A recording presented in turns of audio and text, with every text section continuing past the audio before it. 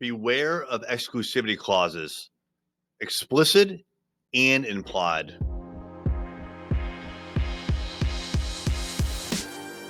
What's happening? It's Erik J. Olson. Now, here's what I mean by an exclusivity clause.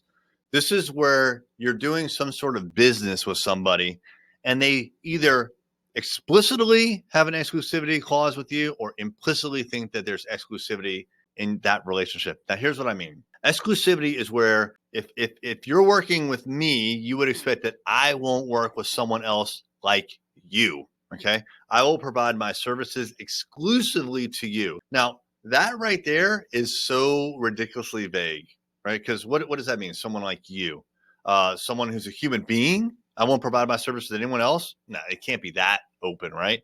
It's usually very defined as far as what, not very. It's usually more defined by like industry. So let's say I'm just going to make something up.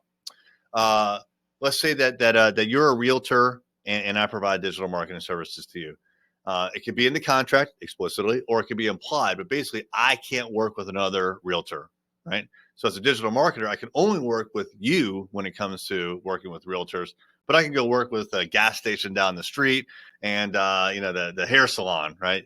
Because I'm going to be working with someone who's not your competitor. So that's the key with exclusivity. You agree to not work with someone's competitor, right? Now, if you, like a lot of clients in my line of work, clients ask for that, which is crazy.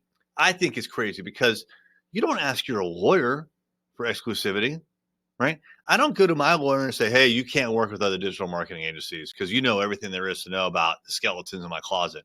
I don't tell my CPA that. Can you imagine if you went to a CPA and you're like, hey, you can't work with anyone else that does what I do? You would never do that. But for some reason, people feel like as a marketer, you should provide exclusivity. And so we get asked this a lot, which is ironic because they don't pay us as much as they pay their CPA and their lawyers. So they want exclusivity from us.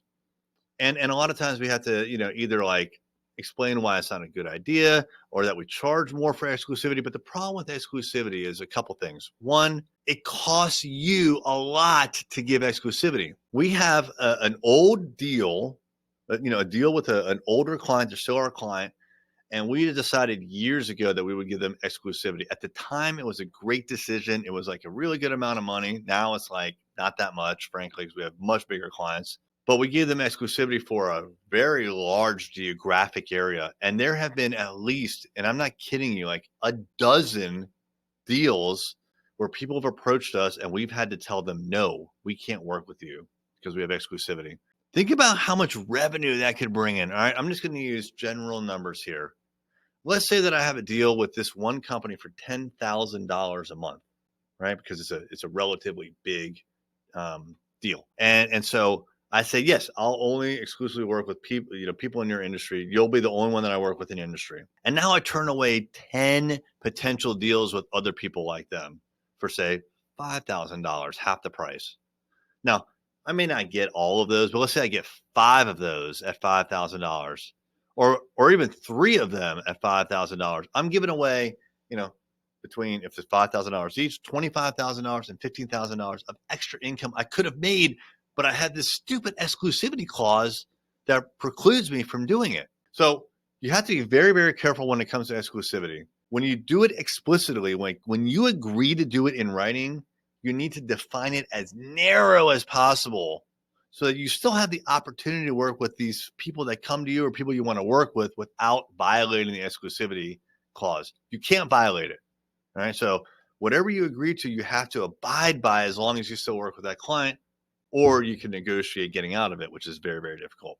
But the other kind that's even more dangerous, I think, is the implied exclusivity, where you think or they think for some reason that there's exclusivity. It's implied. It was never actually put in writing, and therefore it's ambiguous. And what happens there, and this has happened to us many times, where a salesperson's like, "Oh, I know we got a lead for this, this prospect, but I don't think we should talk to them because we're dealing, we have another client in that industry, but we don't have exclusivity. We should not be turning away work just because we deal with someone else in that industry. We're professionals. We can separate the concerns between this client and that client. And when we turn away work, or when a client expects us to turn away work, because of implied exclusivity, it's a problem for everybody, but mostly for us. Now, here's another one to be aware of, and this has just bitten us in the butt recently. Exclusivity amongst your peers, other people that do what you do. So if you're in some sort of a group, I don't know, let me just throw out a hypothetical, like a mastermind, and there's implied exclusivity, like, oh, you'll never work with someone else's client or even talk. You'll never even talk to the client of another mastermind member. That's a problem, especially when it's implicit. You may not even know that there's an implicit exclusivity clause. You may not even know, and you are very likely to not know that a particular prospect or someone you're talking to do business with, or maybe you're just talking to them, is the client of someone else in that group. How would you know? It's not like you have a list of their clients, and it's not like you tell your salespeople, every prospect that comes through our doors, check against these 20 different lists of the 20 different mastermind members. It's absurd. And so you need to really be cognizant of these situations where you get into an exclusivity situation, either explicitly or implicitly. At least if it's explicit, you can think through it and you can write it down and you can define it as you see fit. The more dangerous situation is where it's implicit, either between you and your client or you and someone else you know in the industry. That can really bite you in the butt. And you can't have exclusivity with everybody. It's absurd.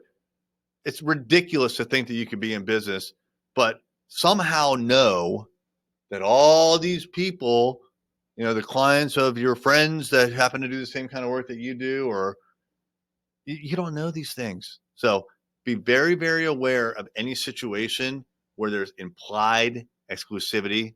You do not want to put yourself in that situation. Hey there, it's Erik J. Olson. I wanted to let you know about my book, $1 Million Journey: How to Launch a 7-Figure Business.